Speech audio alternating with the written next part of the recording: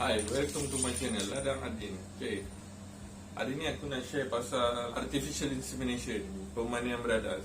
Kita akan share pasal pemandian beradas lembu dan kambing, prosedur, peralatan dan sedikit info berkenaan artificial insemination atau AI. Alright, let's go.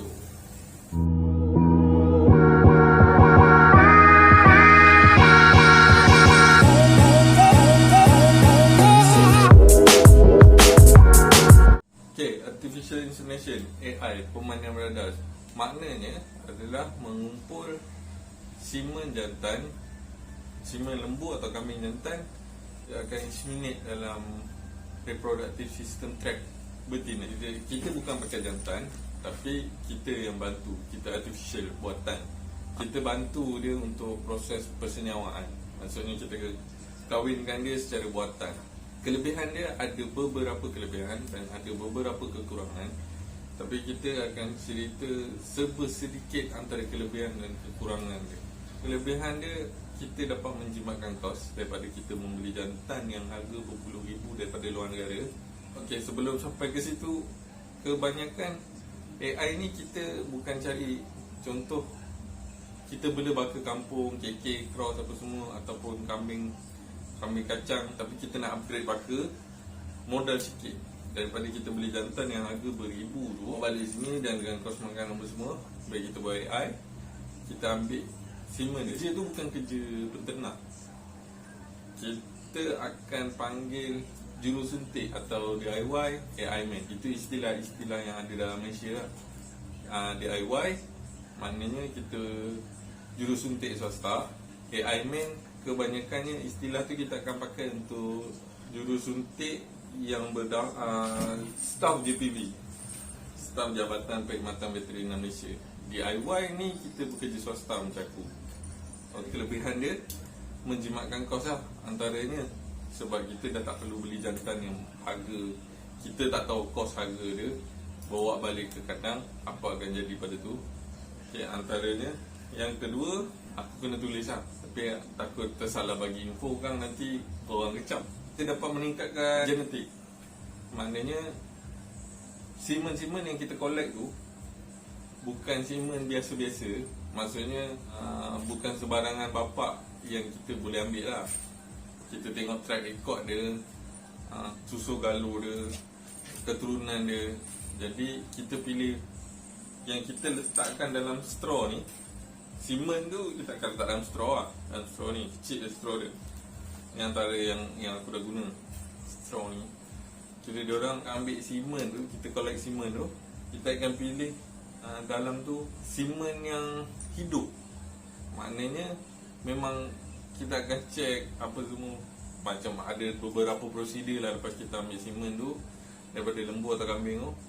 Kita akan hantar makmal, kita check yang mana yang hidup, yang sihat, semen tu yang aktif, sperm tu yang aktif, yang kita akan masukkan dalam straw ni, dan kita akan import.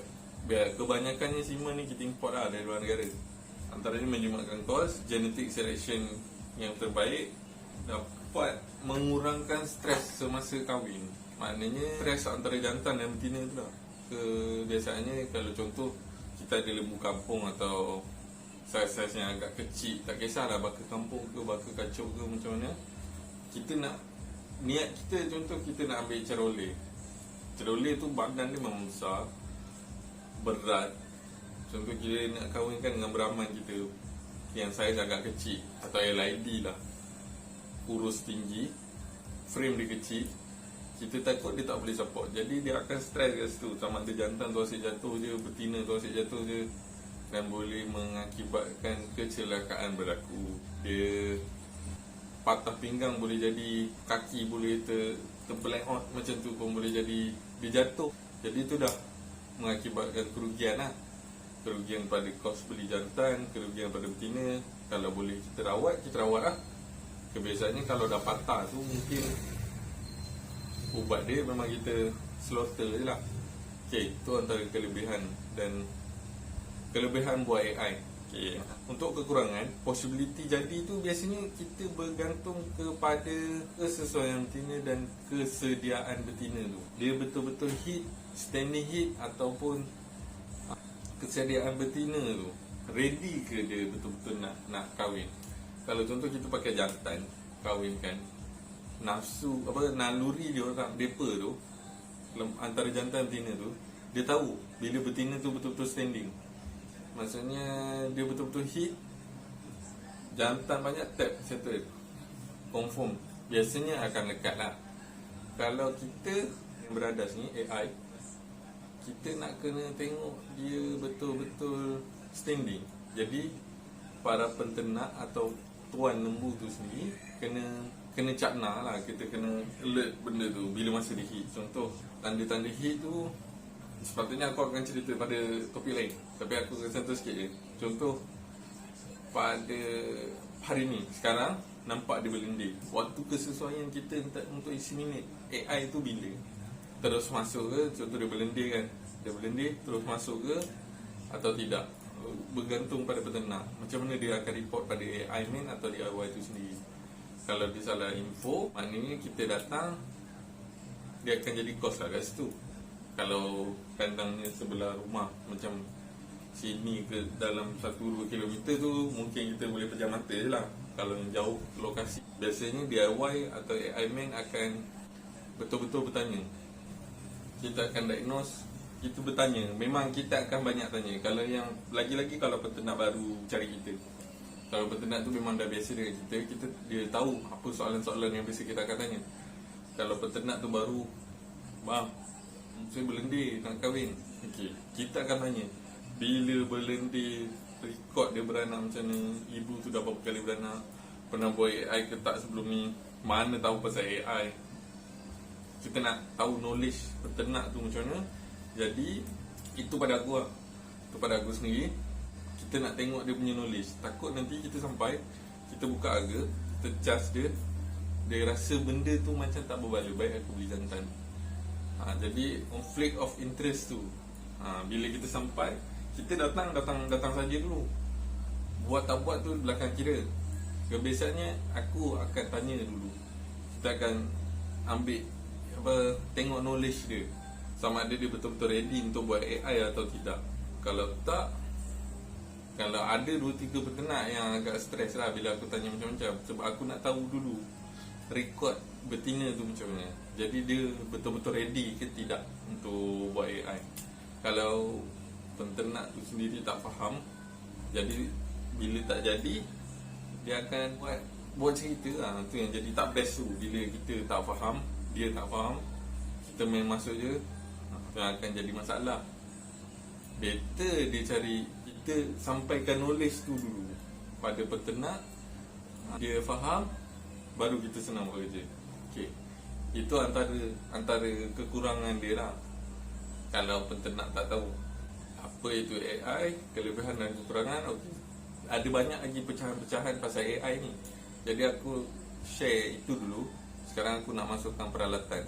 Aku nak review peralatan dia untuk korang yang nak tahu sama ada benda tu korang biasa jumpa ke, tak pernah jumpa ke, tak apa, aku akan terangkan dan review kegunaan dia, kemudahan. Kau ada DIY atau AI man yang tengok video ni, dia nak tengok kesesuaian barang tu sesuai pada dia ke tidak.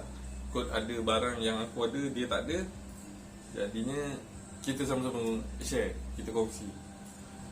Sebelum kita buat AI, kita PD dulu. PD ni pregnancy diagnostic. Sama ada first kita datang, kita tak boleh terus selok. Walaupun dia kata, dia terus, owner kata dia hit atau minta kahwin, kita akan PD dulu. Benda penting yang wajib sekali bawa ni, glove. Ni glove ni sampai ke bahu. Kita akan selok. Mungkin kalau lembu kampung atau lembu kecil-kecil yang cross-cross tu, aku pernah buat, biasa sampai sini je lah, tak nak tahan ni. Tapi ada kalau lembu-lembu dari Australia, lembu-lembu sado tu, lembu susu atau lembu sado, yang aku pernah seluk, hilang sedalam bahu ni. Yang aku seluk memang dalam. Lagi kalau yang dah pernah beranak. Mungkin kalau orang yang lebih rendah sikit daripada aku, agak susah nak sampaikan ke cervix dia masa menyeluk untuk palpate dia punya cervix. kena tarik dari dalam, nak rasakan dia punya cervix sama ada keras, kendur, tegang, besar, kecil. Okay, itu dah glove. Ni tadi aku dah sentuh straw, semen. Dia bukan boleh simpan pada suhu bilik. Dia ada tank. Ni tank dia. Ni fuel tank, kecil je. Mother tank ada pada dalam store. Alright. Ni. Dalam ni ada liquid nitrogen. Okay. Benda ni tengah-tengah. Ni straw cutter. Memotong straw. Bila dekat depan dia ada seal. Dia seal kan. Ini sepatutnya ni dekat ujung dan dekat pas. Ni dekat pas dia. Kita akan masukkan pistolet. Ni pistoletnya. Sebelum tu kita cut dulu ujung dia. Ada seal dia kat sini. Kita potong. Lepas tu baru kita masukkan. Jadi bila kita nak buat, nanti kita tolak lah. Bukan tolak straw ni. Ni benda ni, yang kapas ni, kita akan tolak. Di dalam tu ada semen lah. Tolak dia. Masa kita inseminate dekat dalam cervix betina. Jadi ni pistolet, straw semen, straw cutter, straw sheet. Straw sheet ni kita masukkan kat sini, lepas masukkan semen, terus masukkan habis. Dia akan lock dekat ujung sini untuk buat lapik. Kalau tak nanti, kalau tak pakai lapik ni, strawnya tercabut kat dalam tu pula nanti. Okey. Satu lagi pelincir. Pelincir pakai KY jelly pun boleh. Tapi aku ada bahan bantuan dia. Ni yang dalam botol kecil lah.